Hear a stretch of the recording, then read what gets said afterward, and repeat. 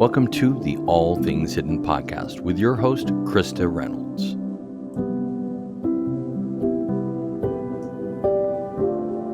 Today's guest, Laurel Botsford from wisdominternational.org. Today's episode is entitled, Do You Know Where Your Kids Are Scrolling Online?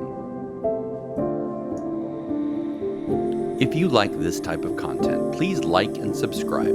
Christa appreciates it. Thank you. Hi, everyone. Welcome back to All Things Hidden podcast. I'm Christa Reynolds, your host. We have an interesting topic today, one that I think it's kind of a taboo subject, if you will. Most people don't want to address this issue because simply it's a very painful topic. And many don't realize that human trafficking is just a click away for adults, but mostly children. I've got Laurel Botsford with me today, and I'm excited to introduce her in the work that she's doing around this subject matter. I'd like to just say a few words about her and her background to get us going here. She's, got a lot of background in professional communications, convention speaker, conference organizer, but where she's really noted in her work is for creating an organization called Wisdom International. And it's probably one of the most extensive websites I have ever paged through. I'm a little overwhelmed. Her work in this arena is about prevention of human trafficking, which I think is critically important and why I wanted her to speak on this podcast today. Because I think we don't realize all the ways in which our kids, children, women are getting seduced via the internet and other media sources and drawn into this trafficking. So we're going to address a variety of different topics in this arena. I want to throw out just a couple of stats about human trafficking that I think just to set the tone here of what we're really dealing with. There are 27 million victims of human trafficking worldwide. $150 billion criminal industry annually. These are important factors. This is not a small order. This is happening. Just in the last 4 years, we've had over 323,000 children enter into our country and virtually disappear. And so there is a real issue here. There's real problems happening. And they're not only happening at the scale of what I'm just talking about here, but they're happening in our neighborhoods. They're happening in well-to-do neighborhoods as well as lower economical neighborhoods. So, Laurel, thank you for showing up and thank you for being here. I would love to start by asking you, how did you get into dealing with this topic? And, what happened for you? Why did you create this website and this organization? Okay, great. Christa, thank you so much for inviting me to be here with you today. I'm really excited to share what I know about human trafficking and especially the prevention side. How many years have you been doing it? I started this in 2014, so we're coming on 11 years. That's amazing. Thank you. Okay. And just before we go on with that, what I would like to say is that 27 million that you mentioned, that is it's what is accepted now, but it's a low end of the average that we believe is out there. Okay. Okay. So just to is any of this accepted truly? Yes, statistics on human trafficking are very difficult to come by. Data is very difficult to amass. There are many issues if we're going to get into very clandestine. It's happening behind the scenes, a lot of it. A lot of it is happening behind the scenes, but then when you come to data for, how many victims there are and things, it's the protection of the identity of the victim, and that is utmost in everybody's considerations on when and how they gather the data. So even though there's a huge amount of it, it is the second largest criminal enterprise in the world. The first being what, drug? First being drug trafficking. When I first started this in 2014, arms trafficking was the second, and human trafficking was third, but human trafficking now has taken over arms trafficking. Wow.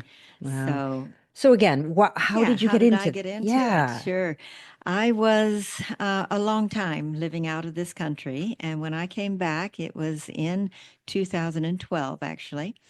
And a couple of things that I was doing overseas, I tried them here, but nobody was interested in them. So I was sitting having dinner with a girl in a restaurant, somebody I didn't know, just two ladies sharing a table. And we were talking about why we were here and everything. And I had told her that what I was thinking I would be doing would be my natural healing business that I had outside of the United States. And nobody was interested in anything, which surprised me 100% because it's rampant here in this part of California. Right. And so she asked the question, well, what do you like to do? And I said, I like to help people. And she said, oh, well, why don't you check out sharedhope.org? And so I said, okay. She told me nothing more about it, but I went home and I looked up sharedhope.org. Everybody, I recommend that you do this. They work against child sex trafficking, and they do most of their volunteer work on the prevention side against domestic child sex trafficking. So even though they do have organizations that they partner with internationally, or we do have a couple of centers internationally where they are helping the victims and things, the main focus here in the United States is the prevention side. So I on their website, I looked around, and it's also vast. There was something at the time that was called the Protected Innocence Challenge. And this was a challenge to each state of the United States, an assessment of their laws against domestic minor sex trafficking, against a set of criteria. And then the state was given an A to an F grade, whether they were doing a good job in protecting the youth of America. I looked at that, and California had three Fs. They had started it in 2011. Here I was in 2014 looking at it, and California was failing. And so I looked at that and I said, I can help change that. Yeah, I'm So, seeing this. You wrote on your website, California consistently has the highest number of sex trafficked victims in the United States. yeah, And globally, US is a principal offender year after year. year after year. Yep. And even one of our own sheriffs here in Marin County said if we did nothing else, we would be handling human trafficking 24/7. Yeah. Now, that's crazy because I live here and I don't see it on the streets, but it's still happening. Yes. And you don't see it on the streets mostly because you don't recognize what the signs look like. Also, in these latter years, okay, especially since COVID, oh, but even before COVID, it has exploded online. And so, when a person can remain anonymous online and get away with luring children to do things that children would normally not be doing, or giving photos or images of themselves that they would normally not be giving out, that's why it doesn't seem like it's happening, but Yeah, it I know in the definitely is. gaming world, especially with the young men, they Mm, pull them in back doors in the gaming and then mhm. they end up in these rooms. And yeah, it's super sad. Oh, even just, well, yes, that's actually gone. That's one way of abusing the children, is to request an actual physical encounter with them. But what it's called is sextortion. Okay, so it's extortion for sexual means, and that means either an image or a video of that is compromising of the young person, and they will at first promise them all kinds of wonderful things if they would give these nudes, they're called. And once the nude has been given, then they start in with, "We want more." Sometimes it's we, sometimes it's I. That's another thing we can touch on. Um, More videos, more images, or they want money instead of images in order to prevent them from sharing what they already have, or they will request a physical encounter with them. And all of that is to prevent that the child is told that if you do these things for me, then I won't share what I already have. Right, And right. the Very child, manipulative. So very, let's talk about the age. Like, okay, there's minors under 12, then there's like the 12 to 17. Who is being like minors? I have to imagine are growing in numbers because kids are getting tablets in their hands by the time they're like 8. mm-hmm, So they're, and they don't know where they're younger. traveling. Yeah. And so tell us about where is this happening most? And it sounds What like, age group? yeah, what age group? And Yeah, some of the statistics are showing that the first time of any kind of exploitation happening is usually between the ages of about 15 to 17. And then the next category, the 12 to 15, is kind of equal with the 18 to 20-year-olds. But there is one very shocking thing that the next highest category is the 0 to 8-year-olds that are being sexually exploited by these predators. online. No, that Or it's is this in not, parks? yes, Like, that the stipulation, those are general, not just online statistics, they'd be overall statistics. so, okay, so that brings us into the house, the family. Mm-hmm. Like, and I noticed on your site, it talked about like, it doesn't necessarily have to be a stranger. No. It can unfortunately be a friend of the family or a relative or even those in the house itself. Yes, yes. Unfortunately, family members are pretty consistently the highest category of predators. And we can be speaking of the mother, the father, brother, sister, grandpa, aunt, uncle, grandma. Wow. What on a psychological level? Why is that? Why would that happen? Like, I mean, see, I'm trying to get, is there a sickness in our culture overall, or is there a sickness in the family unit and individuals? Um, have you looked at that? Like, where is this? Like, A lot of the time, when it is trafficking within the family, the reason it's called trafficking is because when it's a child and there is a sexual component to it, it's in exchange for anything of value. So it doesn't have to be money.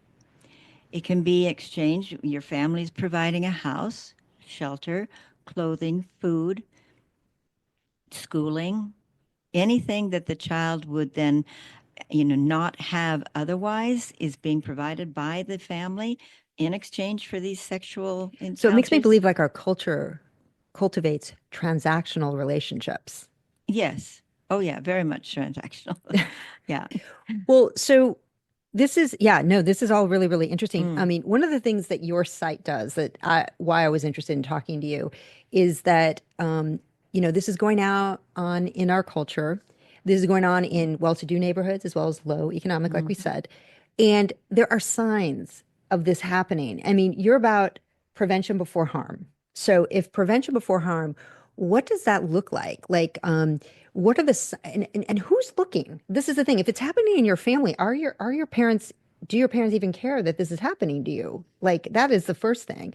And then who should be looking? Are there teachers that are aware of this in the school system? Are there like you talk about a trusted person in your life? Like this is a big deal because it's like, how does this get addressed and how do we prevent it? Because we need to know who's looking, who's aware and looking for these signs, and what are the signs Mm. that this is happening to a young person?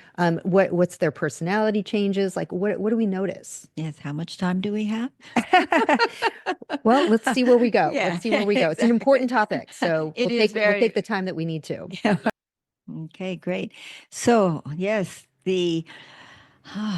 there's so much to unpack when you're talking about that. It's happening because of, especially in the families, because it can be easily hidden behind closed doors. Okay, that's the very first thing. The appearance of the family on the outside of the home is oftentimes one of respect. It's, a community, the best ones in the participating in all community type of actions. They go to church all the time, or whatever faith it is that they practice. They're good people. And yet behind those closed doors, there's all kinds of things happening. And this is not new. There are stories of Miss America, pageant winners who at home had been abused by their, There are many very, very wealthy families yeah, all over the world where their children come forward and share their stories about the abuse happening in their homes. Very yes. wealthy families. And a lot of the time, if there is the abuse that's happening by one of the people in the family, because of the shame that's attached to it, they don't want anybody else to know. They won't talk about it outside. They won't come to and the poor child that is being abused, what can they do? They can't run. They do sometimes, oftentimes actually. And even with the foster care system, they will be placed in a family and the abuse will start up again there. So they will run from that as well, making them homeless, which is a very bad situation because then the traffickers pick them up within 48 hours. Normally, the children are picked up off of the street simply because they don't have now their shelter, their new clothes, their shower abilities, their, food or anything like that. They become very easy prey for a trafficker when they do actually make that decision to run. So having that, you mentioned the trusted adult, it's very important to have someone that the child can go to when anything that makes them feel uncomfortable starts to happen, whether it is a family member or whether it's something that they have seen online. Then, if they have a trusted adult to talk to, and that trusted adult is trained and won't back off by saying, "Oh, I don't know what to do about that," because that's another big for it. So where do we find I mean, at the $150 billion industry that we're in right now, where do we find trusted adults? Like, are you getting into schools to educate? Are there people within the school system that want this education out there, want to create trusted environments? Yes, definitely there are. I mean, yes. Um, I wish that it was a little bit more. Right. Well, However, I think our school system's a little screwed up right now too, though. Like, I'm not sure everyone, I mean, could some of this abuse be happening by teachers in the school of system? course it could be. Yeah. Yeah. I mean, because while parents or the family members are the highest category normally, the second highest is someone familiar to the child. So we're talking teachers, coaches, happens all the time. We're talking, religious figures. We're talking the grocery store person, whether it is a male or a female as well. Because we want to make sure that that's pretty clear to everyone out there Is it that often someone they will see frequently? yes, and that it's not only perpetrated by men against children or men against women, that women do actually prey on children and other, women You hear and the men stories as about well. school teachers all the time Yeah. taking young boys as their Or young prey. girls, Yep. and the trafficker themselves, they do not make any difference between what your victims' um, personal preferences are for sexual encounters. It's whatever the buyer of this child wants to do. So if it So, is a homosexual relationship that they're expected to do, they can't say no. If it's a heterosexual, they cannot say no. so So, where have we, a question for you, where have we gone wrong in our society that we have so many predators? ooh. That What, is I mean, definitely a question that is very, very hard to, for me to say, because it's still, after working in this for 11 years, it's still a question that I really don't understand. They want to have power over someone, and they want to have, if you're the trafficker and you're selling the child, they do want to have money, easy money. They're mhm. not doing anything, the child or anyone else that is trafficked. It's the money all goes to the trafficker. So it's a power and a money grabbing type of situation. But what you're talking about is called demand. The demand for sex with the child is very, very high. You go on to the, internet now. One of the most disturbing recent things that's starting to happen is that with the explosion of AI technology, they will take any picture of anyone online, and within seconds, they will remove the clothing of the person and AI a nude body. And apparently, it is such good quality that even the professionals are having a hard time determining whether it's really a nude picture that was taken or if it is an AI created picture. Yeah, So that's a huge issue on the where internet right people now. get the ideas of doing something like this, or why they want to have a child as a sexual object, Well, is this purely this has that been a power. curious point of mine Yeah. because, in my last podcast, I did something like I discussed the end of the patriarchy. Okay, and when I say patriarchy, I mean the end of the dominance of a male over female, and it is a question for me that I'm really circulating with because why would an adult man want a child's body? Like, I mean, so are we dealing with man-childs?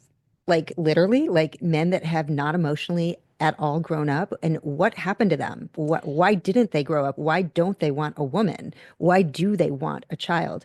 And then it begs the Power. question, power, but it also begs the question of maybe we have a spiritual issue going on, like deeply, like, a good versus evil, like, because this I would clearly, like to say that too. It's very hard to say it, but yes. yeah, because I mean, this isn't when you take the innocence away from a child and you turn them into a victim on this level, that is not good. There's nothing good about that. That's a dark action. Mm-hmm. And at the level that it's happening worldwide, I mean, I'm so glad you're sitting here and I'm so glad we're having a real conversation about it Mm-hmm. because parents need to wake up to this. And parents need to wake up to their terrible behavior if that's what they're having in their own Mm-hmm. household and really get their, excuse my expression, their shit together. And then two, they need to start protecting their kids and they need to start allowing their kids to be in front of trusted adults, people. Like, I mean, I think we need a calling to the world around trusted adults coming into play right now that these kids can identify in a crowd immediately that there's someone who actually advocates for their well-being. Mm-hmm. Because, I mean, when I saw Ryan Mehta's film called Operation Amber Alert, and I saw what was happening down at the border. I mean, my heart was broken. It was, these kids they virtually disappeared. Like, and they say once these kids end up in the hands of a trafficker on that level, they disappear. They're never seen again. And there's no DNA samples about who they are, where they came from, what their history is. So, I mean, it's heart-wrenching. They're wiped off the planet of the Earth. I'm sorry, I'm about to like get into tears right now. It's just not okay. The Amber Alert isn't only for the people that are being brought in over the border, it's for any child Yeah. that is being taken. The National Center for Missing and Exploiting Children sends out those Amber Alerts every time that they have a report of someone being nabbed. And then the professionals kick into gear and they do try to find the children, and they have all of their different systems to being able to identify the children. First, just getting What is their the picture average of, out. yeah, but what's the average of finding these kids? Because I'm concerned. I'm concerned our government's involved too, like on the bad side. Yeah, the average, those kind of statistics I don't have. I Okay. wouldn't know. I can find out for you Well, you and deal let in you know. But prevention, yeah. which I appreciate because education is everything. Mm. Like getting in front of these kids, and I have a young woman in my life. I'm not gonna say who it is, but she calls me on occasion because she needs to get picked up and she needs a ride, and she trusts me. She tells me when she's approached on occasion, walking from school to the bank or something, or over Right. to the store. And I always tell her, just 100% pick up your phone and text me, call me. I will be there in 2 seconds Mm-hmm. to get you. And it's such an important factor that these kids realize that this is a possibility and that it's not okay. Like it's just no coercion, no manipulation, no storytelling from a complete stranger is in any way okay. Like, right? I mean, but how do these, Except that that's what happens online all the time. right? I mean, you do listen to a stranger up there telling whatever. You have no idea if what they're saying is actually even true, but it is a story and it's compelling and that draws you in and you don't turn it off. And so it does happen all the time. Happens to adults, I Yeah. think, too. Oh, yeah. Yes, Everybody. Yeah. definitely. Yeah. So the, I want to make sure that people do know that it's not always the parent's fault. Right. These, because parents do try to train their children, they do try to warn them, they tell them, let me look at your social media. But I encourage children and the parents to develop that relationship so that it is a trusted relationship Yeah. already, and so that your children aren't going to be hiding what they're doing online, because it has come to this issue, this level of real danger. But Right. also the mothers and fathers that said, but I've taught my children, I've taught them to do the right thing. And then their child also still gets lured by a trafficker. It's because of the insane skill that these traffickers have. They know what to say, how to say it, when to say it. Okay, so where's the training for all of this? Where's this Well, happening? okay, so that's what I do offer to the community, to No, I mean, schools. who's training the traffickers to be this slick? Like, I mean, that's like it's like an operation, I Who's mean, training the traffickers? Well, I don't know if there's an answer to that.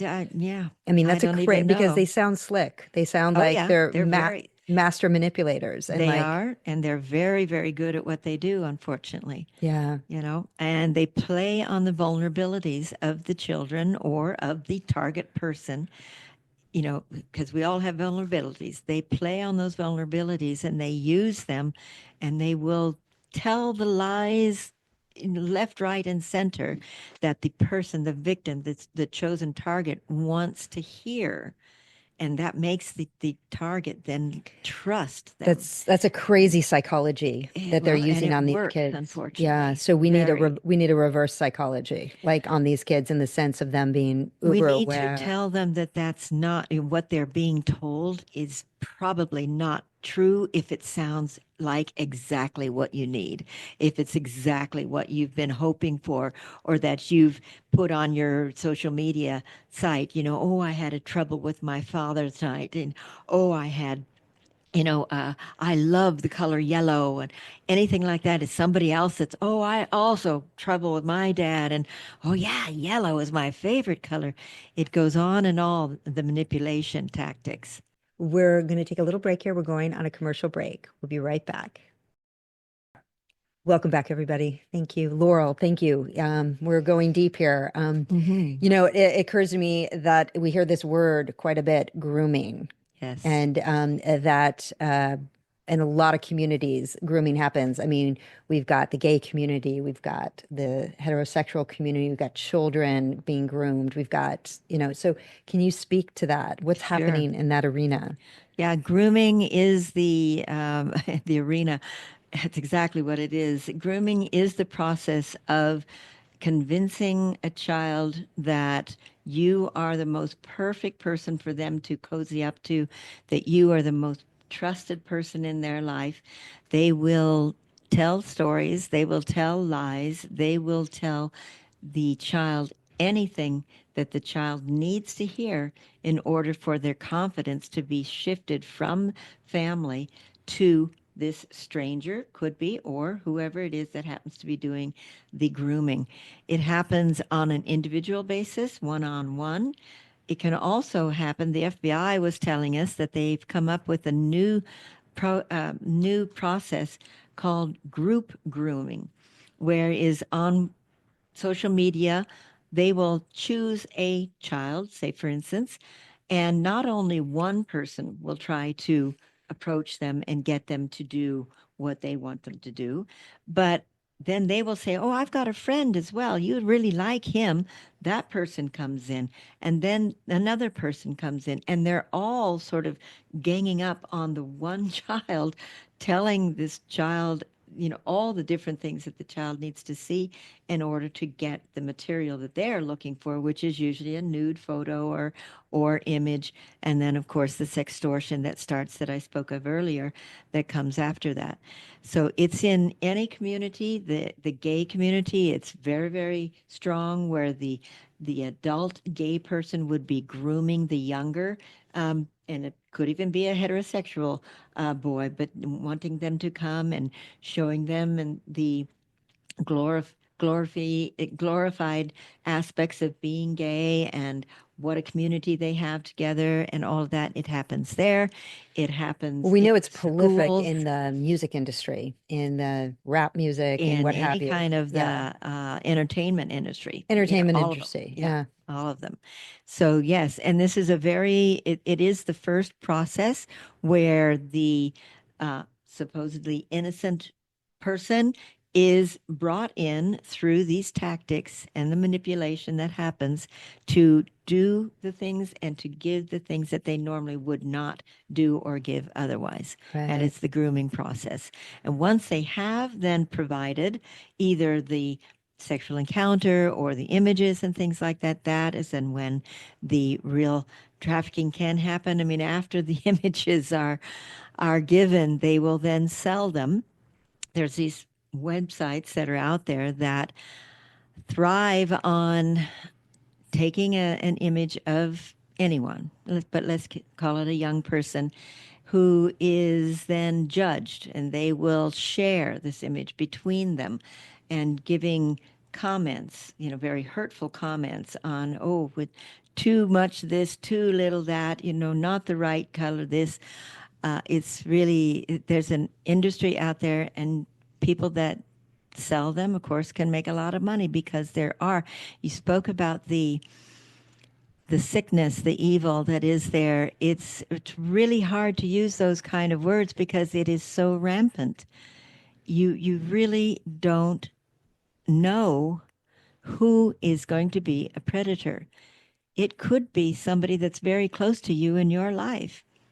Right, because they figure out how to have an image publicly, and then they have a private image behind doors. Yes, and even on the internet, their image that indicates their account could be them, but a lot of the time it's not.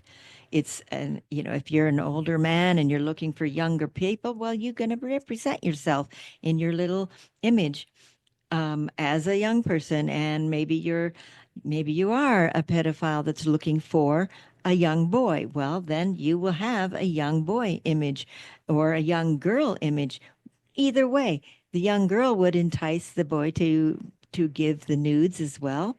So these kids are then being handled. So they have handlers. Eventually, if they're co-opted into the system and they're Yes, being handlers would be the then trafficker. yeah, would be the trafficker. So then they're now running tricks to get other kids on board. They Like, do that as well. yeah, I mean, we Yes. saw that in the Jeffrey Epstein story. Like he used the young girls to go out and get other young girls. Exactly. Yeah. And yeah, They're called spotters. spotters. Yeah. They Okay. will go out, and their mission is to spot another person that the that the predator wants, Mirrors their type of profile, their own profile. mirrors their own profile, or maybe not. Maybe the predator has a tall, Oh, I thin, mean, the girl blonde. looking for another girl for her trafficker. Yes. Yes. Yeah. Yes, it's whatever the trafficker, it's like a menu, basically. What do you want this time? That's what the traffickers also will give to the buyers. They will ask, what kind of, Well, what kind I of hope the sex do parents you that want? are listening to this are worried now. I want them to be worried. I want them to because Worried in a way that they can still take action. yes, And yes. yes.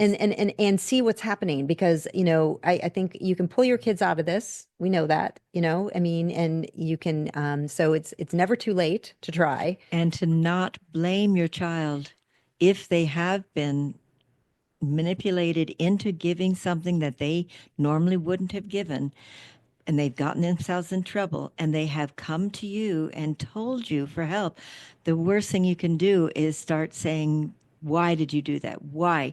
I've taught you better. Right. You cannot do that to the child. Yes, that's beautiful, and that's so important. And I think most parents would do that. I mean, hopefully. Now, Most parents would berate their child. berate. Yes, Oh, yes, really? Is that yes. what you're seeing? They're Yes. berating these Most kids. parents would, that immediate Wow. reaction is, that, You got yourself into this. well, or, how did you do that? I've taught you better than that, blaming the child. As if it's a reflection of them. Yes. And so that's why I'm bringing it up, that it's very important not to do that. If you want to, maintain a good relationship with your child, you have to believe them first, because that's the other part of this, that a lot of the time a child will come forward and the mother or the father or whoever it is that's listening, oh, you've got to be joking. No, and they're not Deniability, there. denial, Yes, they're all the not way. believing the child has had the courage to come forward, because that's what we're teaching them to do, is to not keep silent, because that is what the traffickers will tell them. Of Don't tell course. anyone, because as soon as you tell anyone about what we're doing, it's going to have to stop. And aren't we having fun together? That type of thing. So they're coached not to say anything. But then when they do, and they then get in trouble for it, then you can imagine that how devastating that will be for the child. So we have to Absolutely. really be very careful about that as the parents or the caretakers of these children, to, give them the support that they need. And there are things to do. Right. When I'm not sure if we want to go into all of the details of what to do. Yeah, I definitely want you to hit on, because most important is prevention. Most important is for them to see the signs, maybe the personality changes they might see, like Yes. in their kids, what that looks like, and any other things that your educational system does, so that people hopefully will reach out to your organization and get that educational program put in their school system, put in their community church, put wherever it needs to be.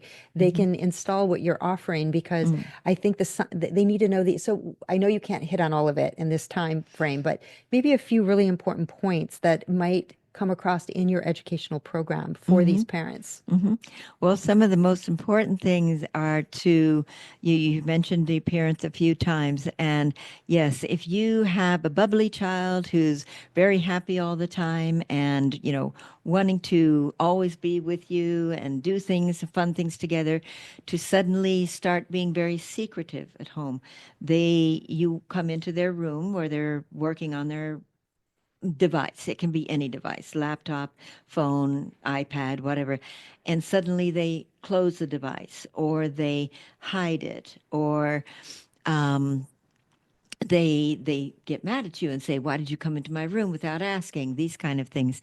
You can watch their physical appearance very, very closely, from that bubbly aspect that I mentioned. If they're suddenly more withdrawn, they don't want to do anything with you anymore, they don't have time for you. And this is not just pure growing pains. And they It's want to not hide away in their rooms more. hide away in their rooms, or if they're consistently, say, if they're at a dance, okay, but they keep going to the bathroom. Okay, then they come out and they've got their phone and they keep going to the bathroom. And then they come out again. Interesting. Yeah. Very, very I possible don't even want to that, ask what goes on there, well, but somebody on the other end of that phone is asking them for a nude picture of their private parts. oh, wow. And they're Okay. threatening them that if you don't give it to me now, I don't care that you're at a dance, if they don't give it to you now, then I will expose all the things that you've already given to me to the world. So Wow. these are little tiny things that, normally you wouldn't know, but you kind of know that a child doesn't have to go to the bathroom that often, right? So Right. if you can watch that for that kind of thing. Changes, of course, in their attire, because if they're being sexualized before their age, then they're going to start to be more liberal in their clothing. That is Mm-hmm. another thing to watch out for. And Changes of friends. changes of Oh, well, friends. why don't you want to do something with such and such anymore. Oh, yeah, you know, I've got these new friends now. Well, kind of make sure that the new friends are not going to be doing something that's, not correct with Right. them. Right. Wow. Wow. Because Yeah. this is how the traffickers operate. They will isolate the child from any support system that existed for the child. They systematically break those support systems down by uh, bad mouthing whoever it is that's giving them the support. If it's the family, if it's the school within, someone within the school, then the trafficker will systematically continue to break the ties and then lure them to them so that they can do whatever they want with them. Wow. Okay. Yeah, that's a lot. And those are great signs. And yeah. What education do you give to the parents? Like, what's the best thing they can do when they're starting to see all these signs? Okay, yeah, that's what I do. I teach them what the signs are Uh-huh. and the different signs also. If it's an in-person type of luring, grooming that's happening, if it's in-person trafficking that's happening, if it's online, what the different signs are. And I gave a little examples of each of those already. Also, Are there support groups for them to go to? I mean, because like you personally can't handle all these parents, but right. like where do they get directed to? And in, what organizations are out there that are legit? They're real. Like I'm worried about the organizations out there right now. Not all of them are legit. They could Hmm. be disguised as one thing and acting as another. Yes, And yes. so like where do you direct them where they know that they can get the right support? Because now they're seeing the signs, they're worried about their kid, they're trying their best, but where do they get support? Hmm. Well, here in the Bay Area, the first place to call is the San Francisco Collaborative Against Human Trafficking's hotline number. And that number is 415 907 9911. And you've vetted these organizations. You know they're doing really I good work work. annually, Okay, several times a year, with the San Francisco Collaborative Against Human Trafficking. great. Yes, they're Great. fantastic. The so that's again 415. Clearly, I have some trust issues. Oh, it's okay. 415-907-9911. That's the local hotline number. The Okay. national hotline number is really easy to remember as well. It's 888-3737-888. So 888-3737-888. So that's what we give to the parents to, if they start to recognize anything that's going wrong, or they think that trafficking might be happening or the grooming process might be happening, that's when they should call. So how about a kid? What The, is it? the What if, parent doesn't have to determine whether it is actual trafficking. They okay, just have to think that it's trafficking. got it. It's the Okay. professionals that do the rest. Yeah. So now what if it's in the house and the kid is like looking for help? Like Well, what can the that's young person do? I give the same numbers to the kid as well. Okay. Yeah, because you can be anonymous on these calls if you want to be, Okay. or you can give your name. And the advantage of giving your name to these organizations is that if it continues to happen and you call again, because you will be given a file number, you can call and add information to the same file number. Okay, whether it's a different child that you see, or but the same car that you saw, or the same person online that went for your one child and then the next one went for a friend of the child, something like that. So you can then build a file up against the predators that are doing this, which is more useful to law enforcement than just the individual calls that come in. Law enforcement is stretched thin on this, and obviously for every call that comes in, they don't have the resources to handle it. So when you can, give your name, get a file number, and of course, obviously with your name, you'd have to give a telephone number or some way of contacting you. Then it helps law enforcement to be able to have that file and go after these predators in a more lucrative way.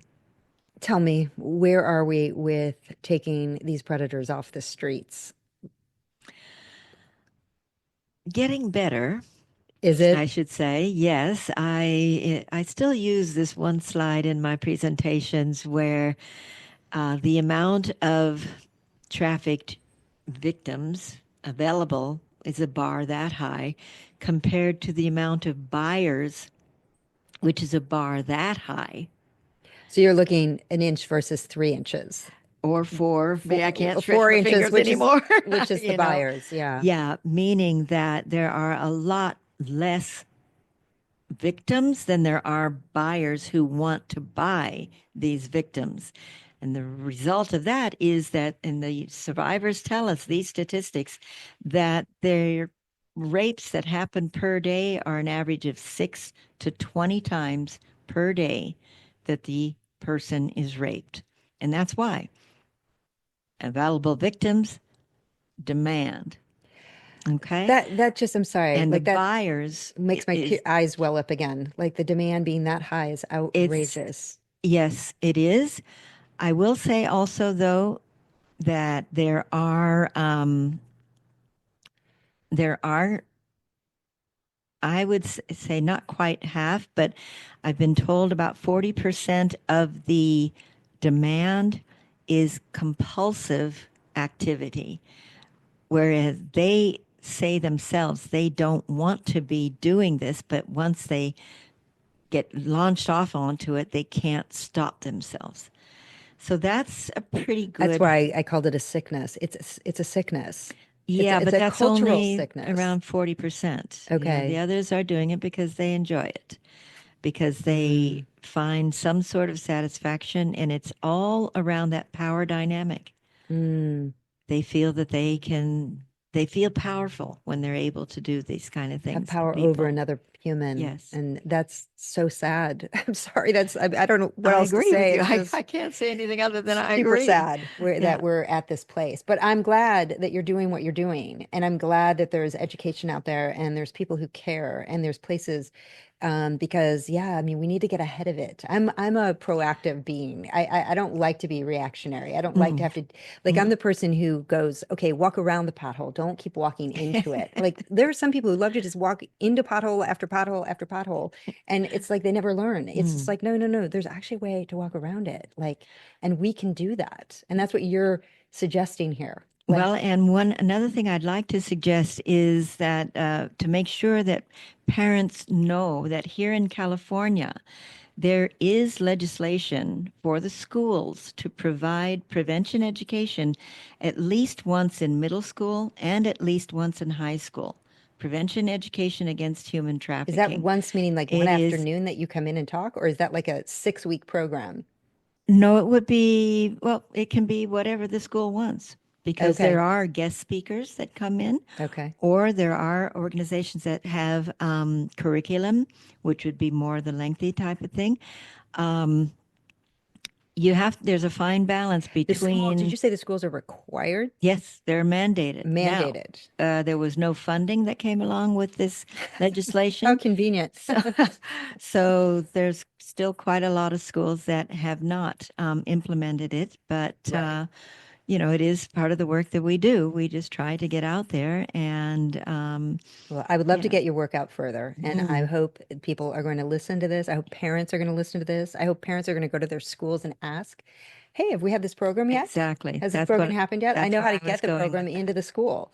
Mm, And I think more and more people need to, I mean, I think we as the people of the United States need to take charge, I mean, I don't think we can rely entirely on our governments anymore. And, I I think we agree. need to take things into our own hands now Mm. and take the charge and do. And I hope, I mean, I don't even Also, have on the kids and I'm affected by this. It's yeah, well, like, you have to be. yeah, I mean, if you have Any a any heart, you're going normal to feel human this. being is going Yeah. to say these are children. Yes. And, that's the trouble with the predators. They don't think of the children.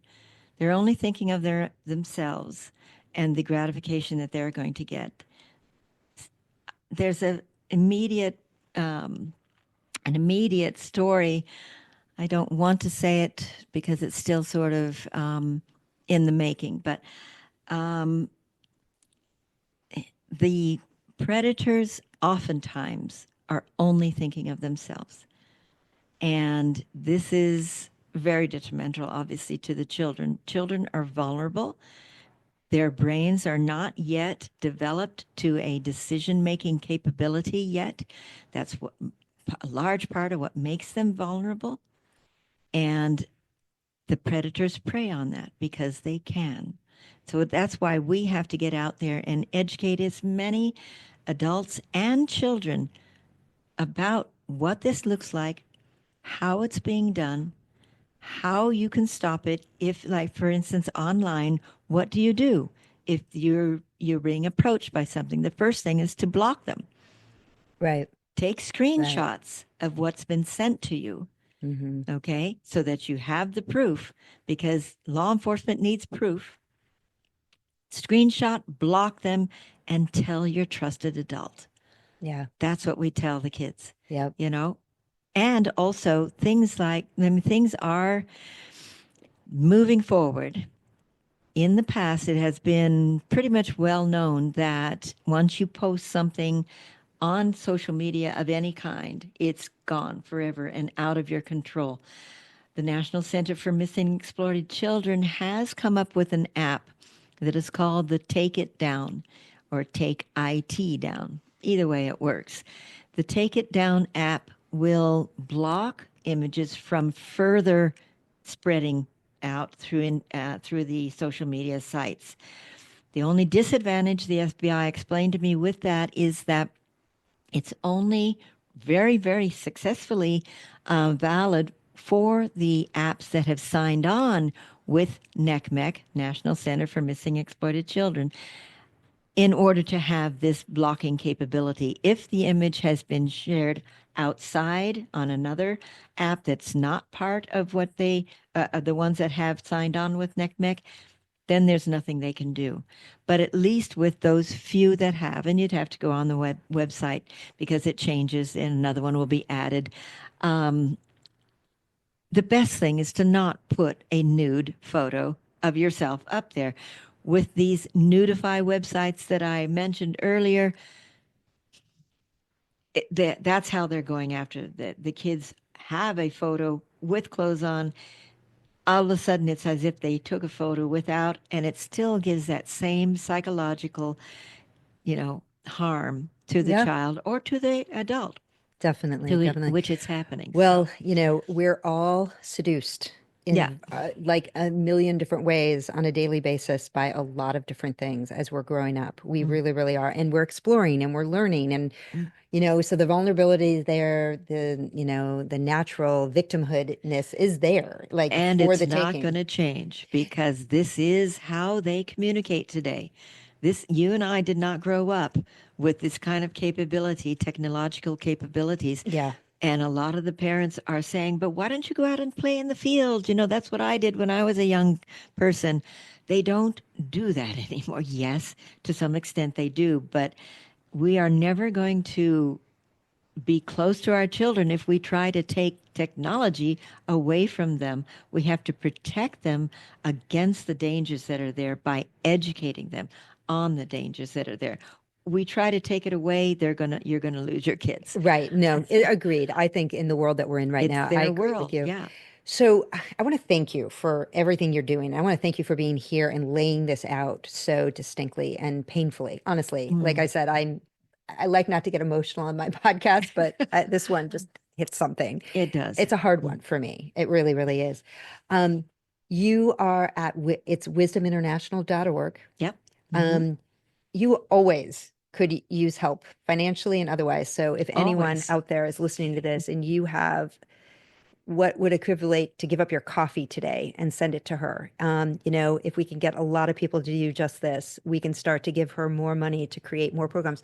But more importantly, go to her site, be reading.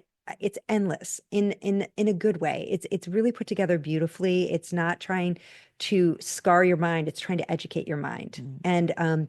And in that, you are going to be helpful to your community. You're going to see the signs that other people aren't seeing. You're going to help your friends when your friends' kids are having trouble and they're not seeing what's going on.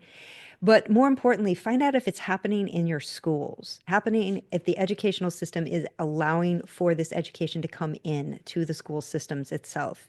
These are all ways you can help after listening to this. I want you to give us any other last things you want to say, anything else you want to share that's important. Well, I want to say thank you very much for that latest plug and everything. Yes, it is true that money against trafficking is needed on every single level. On the prevention level, it's needed everywhere. So I want to thank you very much for that. So yes, I'd like to give the hotline numbers again. The San Francisco Collaborative Against Human Trafficking's hotline here in the Bay Area is 415-907-9911. The National Human Trafficking Resource Center hotline number is 888-3737-888. Now they can reach you through your website. They can Yes. find how to reach by email and otherwise. Yes. Okay, Yeah. good. Yeah. So remember, that is wisdominternational.org. Yeah, thank you. Yeah. And just don't be afraid of it. Educate yourself about it so that it becomes manageable. It is, as we've said, a very emotional issue, especially when we're talking about our children being the victims. But education gives us the pathway towards responsible actions and taking care of our children and taking care of anyone who's vulnerable against human trafficking. I love it. See something, say something. That's what we're going with. Okay, Yep. everybody. If you see it, talk about it. Thank you, everyone. Thanks for joining us at All Things Hidden podcast. Thank you again. Thank you. And now a meditation by Christa Reynolds. Hey, everybody. Welcome to another All Things Hidden meditation. So today we're going to work with the alternate nostril breathing, otherwise known as Nadi Shodhana.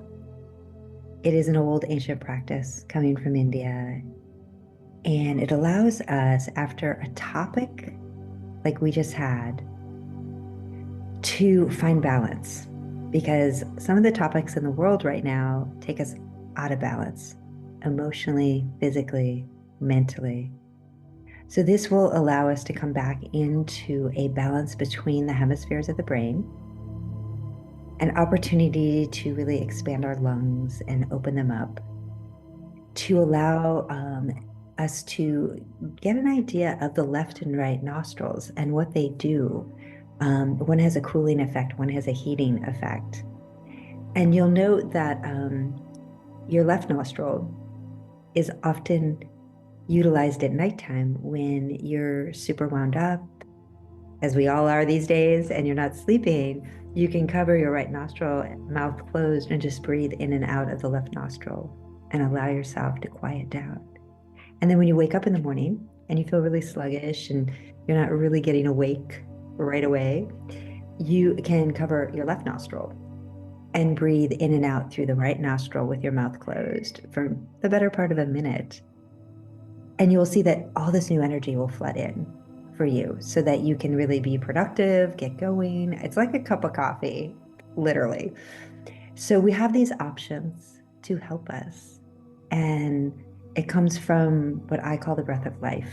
And without this breath of life, we don't exist. So it's really nice to have practices and ways in which to use it to support your health, not only physically, but mentally and emotionally, especially around topics like what we just dealt with on this podcast.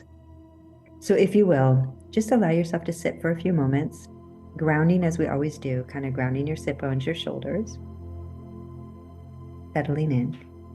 I'm going to invite you to lift up your right hand, okay? And please take your thumb and your ring finger and connect them. And you have your two peace fingers right here. So we're going to use these to support the process. So please take your ring finger and place it over the left nostril and kind of close off the left nostril. And when you're ready, mouth closed, slowly draw a breath in through the right nostril. Fill the belly, fill the chest, feel it coming up into your headspace. Now, take your thumb and close off the right. So now both are pinched closed, and you're going to hold the breath for a count of 4. 1, 2, 3, 4. Then you're going to release the left. And you're going to let the breath out the left nostril. Yeah, just feel it flooding out. Now inhale for a count of 4. Draw it up slowly. Pinch the left close, closing both sides, and hold the breath for a count of 4. And release the right side and let it out. Slowly. Mouth closed, inhale up the right. Pinch them both closed. Let's drop our gaze, close our eyes, hold the breath. Release the left. Inhale up the left. Pinch both closed. Release the right.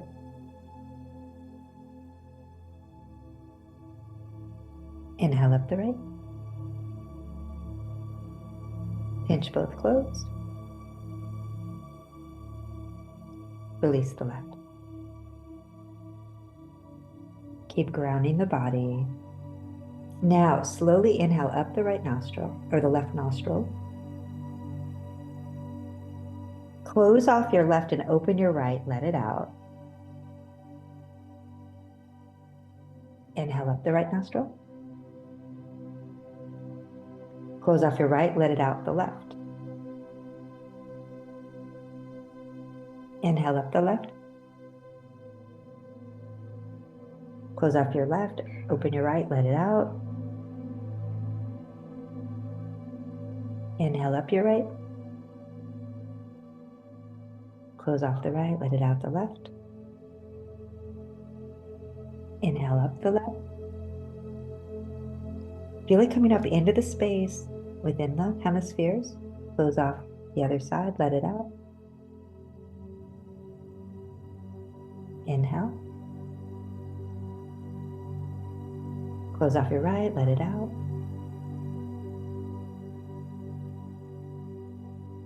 One more to each side. Close it off, release it. Inhale it in. Release it. Now with your eyes closed, your mouth closed, rub your nose, release your hands in your lap.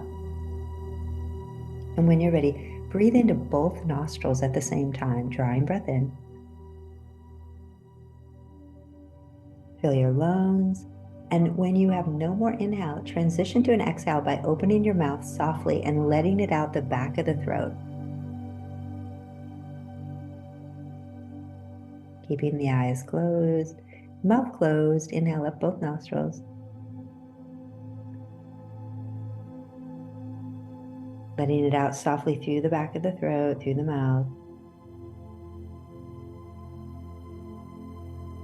Let the body ground, the stomach relax.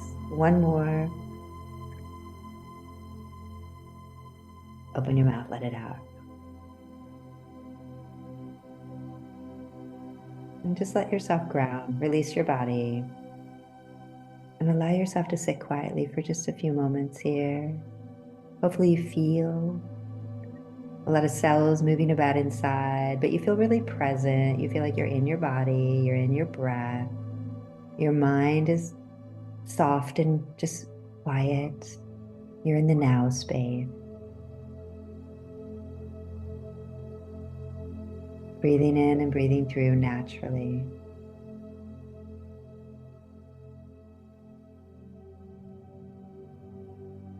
And please bring your hands together.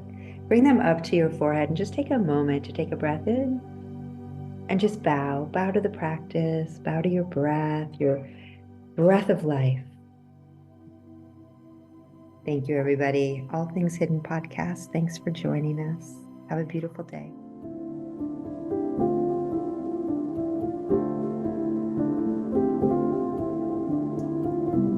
Thank you for watching and listening to the All Things Hidden podcast with Christa Reynolds. Please keep these vital contacts and phone numbers handy. Remember, if you see something, say something, even if you just suspect there is something going on. Thank you.